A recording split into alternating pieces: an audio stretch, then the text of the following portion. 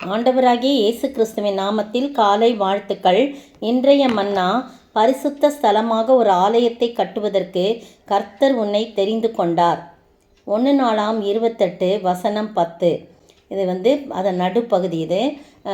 இது யார் சொல்கிறான்னா, தாவீது தன்னுடைய குமாரனாகிய சாலமோனை பார்த்து சொல்கிறார். 9ஆம் வசனம் பாருங்கள். ஏன்னா அவர் கட்ட முடியாதுன்னு சொல்லிட்டா. நேற்றைய தினத்தில் கூட நம்ம பார்த்தோம். ராஜாவாக அவரை தெரிந்து கொண்டார். சாலமோனை ராஜாவாக தெரிந்து கொண்டது மட்டும் இல்லை, அவர் ஆலயத்தை கட்டும்படியாக அவரை தெரிந்து கொள்கிறார். சொல்கிறார், நீ கட்ட முடியாது, உன்னுடைய குமாரன் தான் கட்டுவான் அப்படின்னு சொல்லி ஏற்கனவே அவர்கிட்ட சொல்லிடுறாரு. தாவீதுகிட்ட ஆண்டவராகிய கர்த்தர் சொல்லிடுறார். பார்த்தீங்கன்னா, அப்போ இவன் தாவீது சொல்கிறார் தன்னுடைய மகனை பார்த்து. 9ஆம் வசனம், என் குமாரனாகிய சாலமோனே, நீ உன் பிதாவின் தேவனை அறிந்து அவரை உத்தம இருதயத்தோடும் உற்சாக மனதோடும் சேவி. கர்த்தர் எல்லா இருதயங்களையும் ஆராய்ந்து நினைவுகளின் தோற்றங்களை எல்லாம் அறிகிறார். நீ அவரை தேடினால் உனக்கு தென்படுவார், நீ அவரை விட்டுவிட்டால் அவர் உன்னை என்றைக்கும் கைவிடுவார். அதனால் இப்போதும் எச்சரிக்கையாயிரு. பரிசுத்த ஸ்தலமாக ஒரு ஆலயத்தை கட்டுவதற்கு கர்த்தர் உன்னை தெரிந்து கொண்டார். நீ திடன் கொண்டு அதை நடப்பின்னு சொல்கிறார். உடனே எல்லா பிளானும் சொல்கிறார். ஆண்டவர் எனக்கு ஆவியினால் தனக்கு கட்டளையிட்டபடியெல்லாம் அவன் செய்ய வேண்டிய கர்த்தருடைய ஆலய பிரகாரங்களை என்னென்ன செய்யணும்னு அந்த பிளான் முழுவதையும், அவர் சவதரித்து வைத்த பொருட்களையும், வெள்ளி பொண்ணு சகல காரியங்களையும் எல்லாமே என்ன பண்ணுறாரு, அவர்கிட்ட ஒப்படைக்கிறார். தன்னுடைய மகன்கிட்ட ஒப்படைச்சி, எல்லாமே இருக்கு உனக்கு.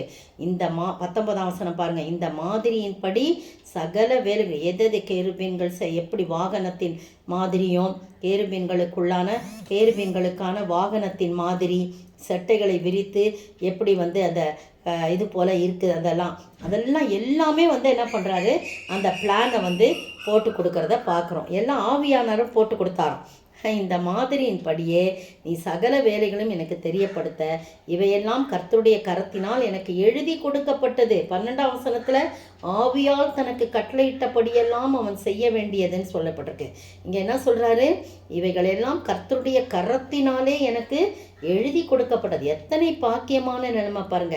தாவீது தன் குமாரனாகிய சாலமோனை பார்த்து 20ஆம் வசனத்தில், நீ பலம் கொண்டு தைரியமாய்ந்து இதை நடப்பி, கர்த்தர் தான் இதை நடத்துகிறாரு, கர்த்தர் தான் கொடுத்தாரு, நீ பயப்படாமலும் கலங்காமலும் இரு.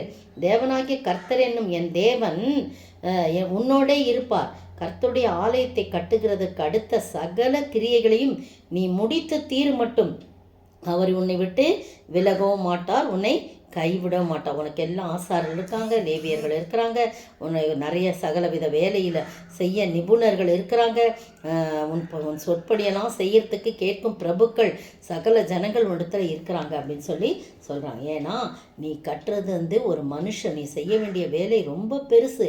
ஒரு மனுஷனுக்கு அல்ல, தேவனாகிய கர்த்தருக்கு கட்டும் அரண்மனை அப்படின்னு சொல்லி நான் என்னால் இயன்றதெல்லாம் எல்லாமே சவதரித்து வச்சுருக்கிறேன்.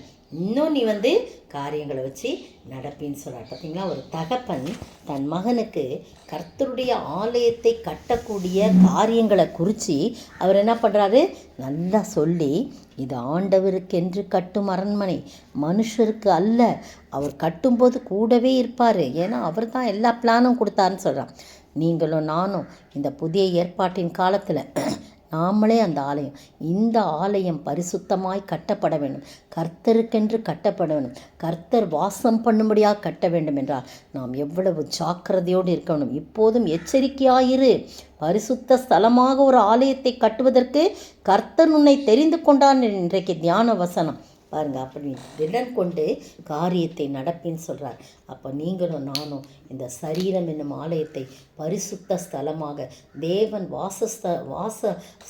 வாசம் பண்ணும் இடமாக, தேவனுக்கு பிரித்தமான இடமாக, தேவன் விரும்புகிற இடமாக நாம் கட்ட வேண்டும் என்று சொன்னால் நாம் பரிசுத்தத்தை காத்து கொள்ள வேண்டும்.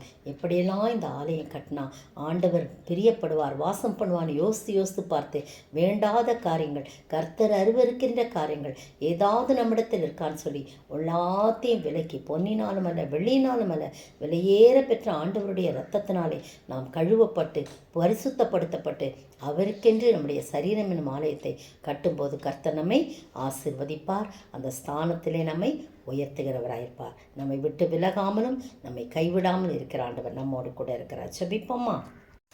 தேவனே இயேசுநாதனே தேவாலயம் வந்திடும், தேவாலயம் வந்தவர் கருள் திவ்யாவியை ஈந்திடும்.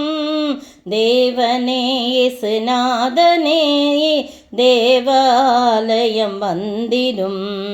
இயேசுவே உமக்கான ஆலயம் பாவியின் சிறு நெஞ்சமே, பாவம் யாவையும் நீக்கியே சிறு தேவ ஆலயமாக்கிடும். தேவனே இயேசுநாதனேவும் தேவாலயம் வந்திடும்.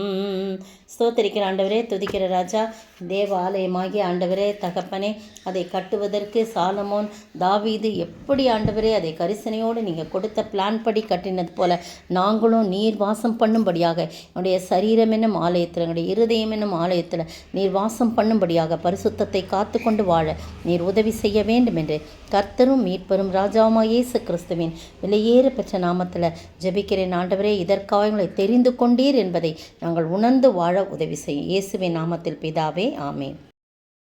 நேற்றைய பதில், கிரேக்கருக்கும் மற்ற அந்நியர்களுக்கும் ஞானிகளுக்கும் மூடருக்கும் நான் கடனாளியாய் இருக்கிறேன்.